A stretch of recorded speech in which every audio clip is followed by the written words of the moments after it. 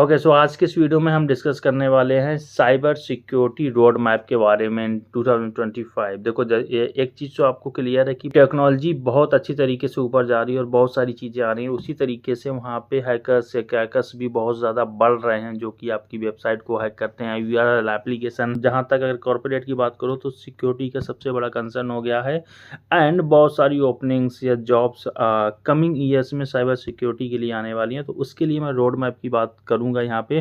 तो अगर आप उस प्रोफाइल के लिए इंटरेस्टेड हो, अगर जाना चाहते हो, तो ये वीडियो आपके लिए लास्ट तक इसको देखते रहना। ओके, तो अगर बात करें फंडामेंटल एंड बेसिक्स की, जिसमें आपका सबसे पहले आता है network concept and operating system number 2 पे, एंड इसके बाद साइबर सिक्योरिटी बेसिक। तो अगर नेटवर्किंग की बात करें, जिसमें आपका सबनेटिंग आ गया, टीसीपी आईपी आ गया, डीएनएस आ गया, डीएचसीपी आ गया, तो ये जो नेटवर्किंग बेसिक होती है वो आपको आना चाहिए। अगर ऑपरेटिंग सिस्टम की बात करें फंडामेंटल में, तो आपका लाइनक्स हो गया, मैक हो गया एंड विंडोज ऑपरेटिंग सिस्टम आ गया। इनकी आपके पास बेसिक नॉलेज होना चाहिए। एंड अगर बेसिक सिक्योरिटी की बात करें यहाँ पे, तो ऑथेंटिकेटर की WPS सिक्योरिटी क्या होती है, AES क्या होता है, PSK क्या होता है, तो ये सिक्योरिटी फीचर्स बेसिक आपको पता होना चाहिए before moving cyber security profile in 2025।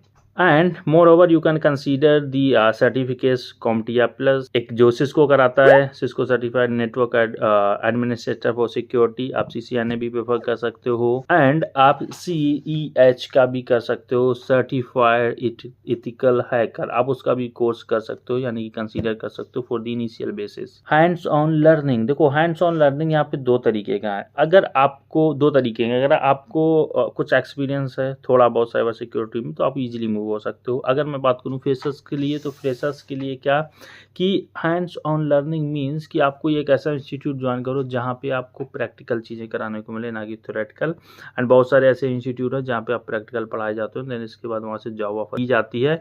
So be carefully. और बहुत सारे इंस्टीट्यूट ऐसे भी हैं जहाँ पे आपका पैसा फंस जाता है, तो हमेशा इंस्टीट्यूट चेक करके, वेरीफाई करके, रेटिंग वगैरह देख के तभी वहाँ पे ज्वाइन करें, अगर आप किसी भी इंस्टीट्यूट को ज्वाइन करने जा रहे हो तो। And you can also learn over the cloud. Some of the cloud providers, they are offering you free services like VMware, VirtualBox or Kali Linux. And you can also practice over the basic tools that is like Wireshark and Nmap. अगर बात करें specialisation path की,